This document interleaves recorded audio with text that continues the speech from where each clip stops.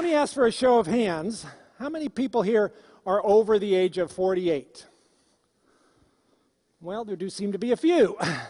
Well, congratulations, because if you look at this particular slide of U.S. life expectancy, you are now in excess of the average lifespan of somebody who was born in 1900.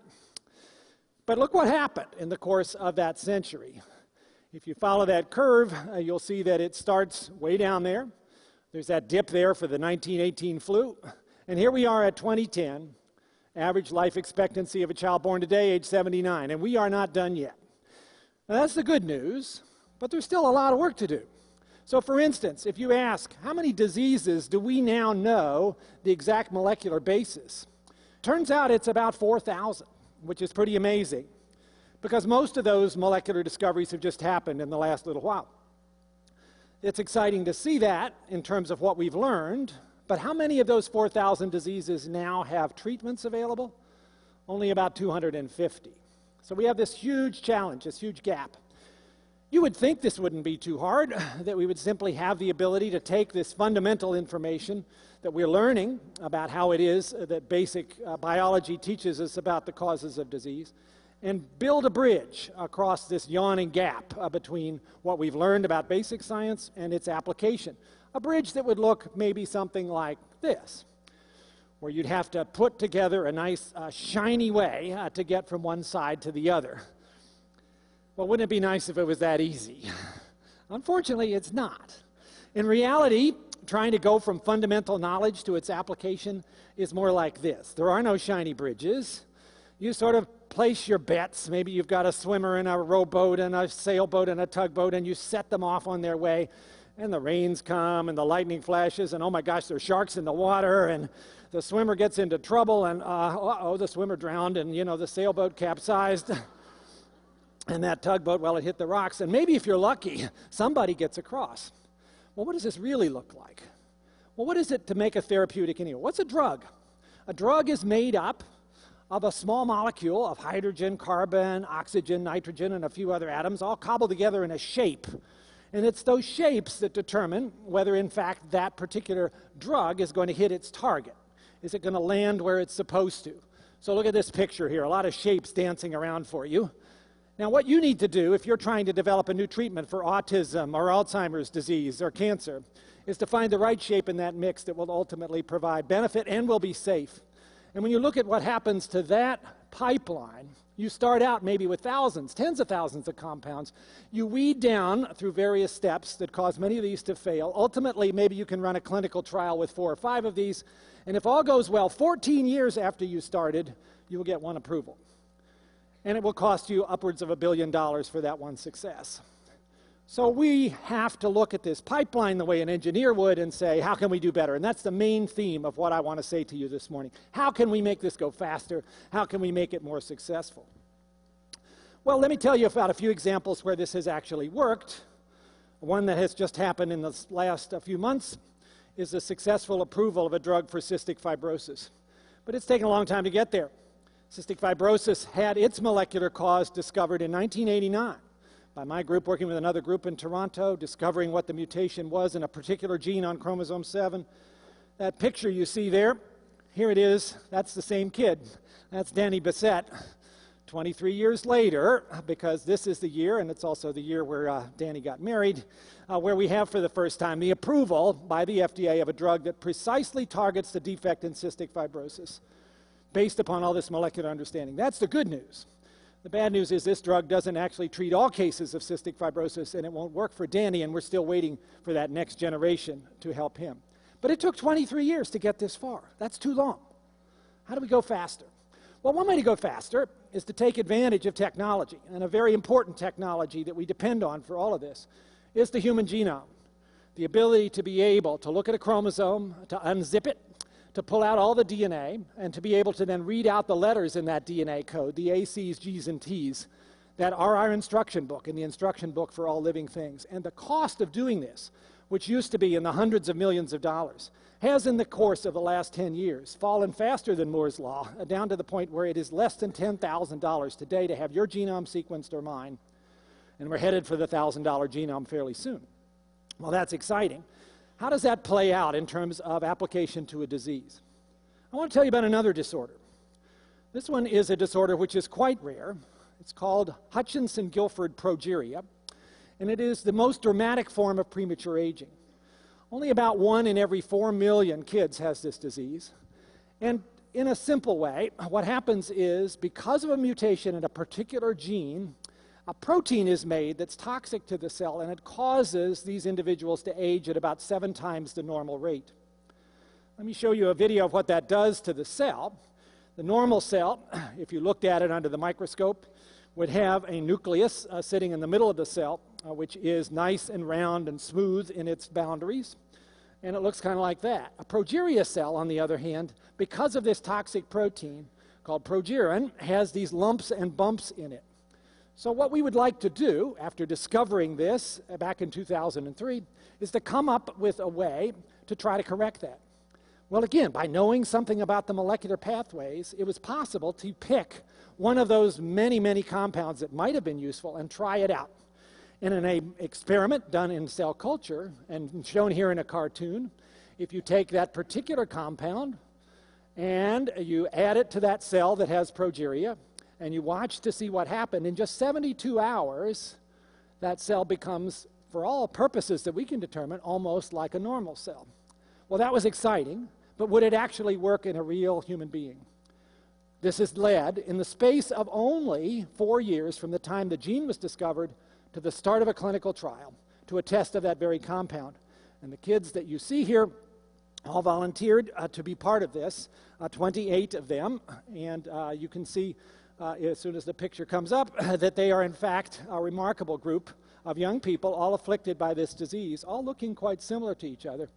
And instead of telling you more about it, I'm going to invite one of them, Sam Burns from Boston, who's here this morning, to come up on the stage and tell us about his experience as a child affected with progeria. Sam is 15 years old.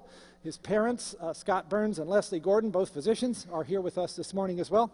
Sam, please have a seat.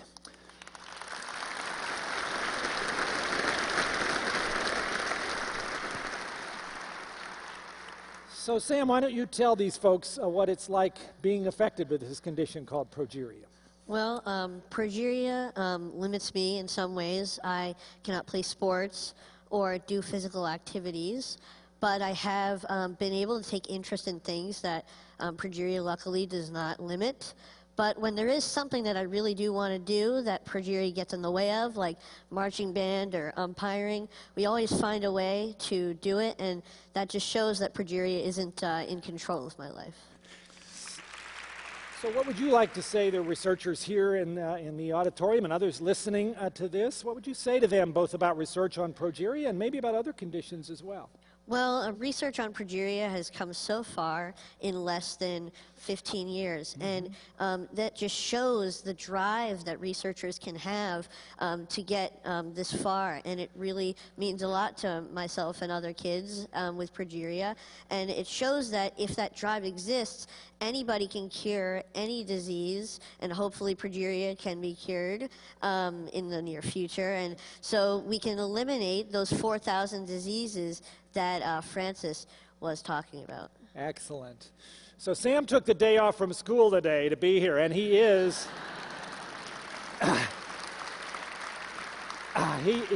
he is, by the way, a straight A+ student in the 9th grade in his school in Boston. Please join me in thanking and welcoming Sam. Well done. Well done, buddy.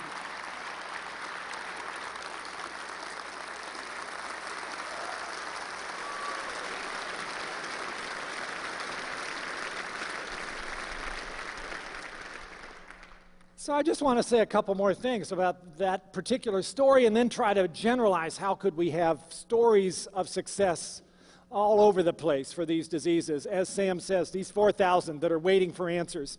You might have noticed that the drug that is now in clinical trial for progeria is not a drug that was designed for that. It's such a rare disease. It would be hard for a company to justify spending hundreds of millions of dollars to generate a drug. This was a drug that was developed for cancer.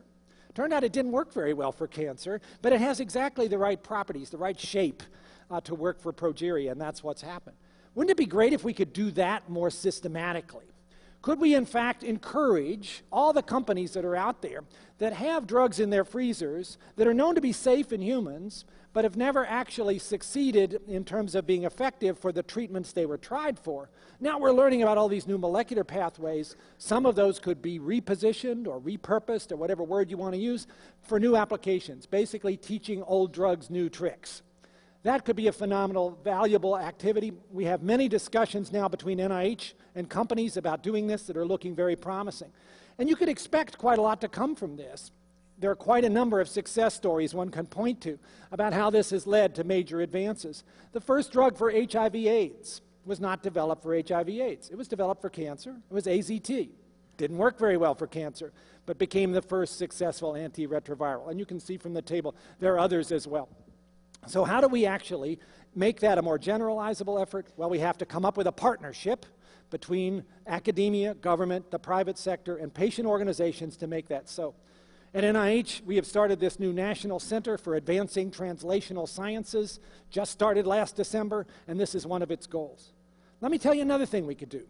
Wouldn't it be nice to be able to test a drug to see if it's effective and safe without having to put patients at risk? Because that first time, you're never quite sure. How do we know, for instance, whether drugs are safe before we give them to people? We test them on animals. And it's not all that reliable, and it's costly, and it's time-consuming. Suppose we could do this instead on human cells. You probably know, if you've been paying attention to some of the science literature, that you can now take a skin cell and encourage it to become a liver cell, or a heart cell, or a kidney cell, or a brain cell for any of us. So what if you use those cells as your test for whether a drug is going to work and whether it's going to be safe? Here you see a picture of a lung on a chip. This is something created by the Wyss Institute in Boston. And what they have done here, if we can run the little video, is to take cells from an individual, turn them into the kinds of cells that are present in the lung, and determine what would happen if you added to this various drug compounds to see if they are toxic or safe. You can see this chip even breathes. It has an air channel, it has a blood channel, and it has cells in between that allow you to see what happens when you add a compound. Are those cells happy or not? You can do this same kind of chip technology for kidneys, for hearts, for muscles, all the places where you want to see whether a drug is going to be a problem, for liver. And ultimately, because you can do this for the individual, we could even see this moving to the point where the ability to develop and test medicines will be you on a chip. What we're trying to say here is the individualizing of the process of developing drugs and testing their safety. So let me sum up. We are in a remarkable moment here. For me at NIH now for almost 20 years, there has never been a time where there was more excitement about the potential that lies in front of us. We have made all these discoveries pouring out of laboratories across the world. What do we need to capitalize on this? First of all, we need resources. This is research that's high risk, sometimes high cost. The payoff is enormous, both in terms of health and in terms of economic growth. We need to support that. Second, we need new kinds of partnerships between academia and government and the private sector and patient organizations, just like the one I've been describing here in terms of the way which we could go after repurposing new compounds. And third, and maybe most important, we need talent. We need the best and the brightest from many different disciplines to come and join this effort, all ages, all different groups, because this is the time, folks. This is the 21st century biology that you've been waiting for, and we have the chance to take that and turn it into something which will, in fact, knock out disease. That's my goal. I hope that's your goal. I think it'll be the goal of the poets and the Muppets and the surfers and the bankers and all the other people who join this stage. And think about what we're trying to do here and why it matters. It matters for now. It matters as soon as possible. If you don't believe me, just ask Sam. Thank you all very much.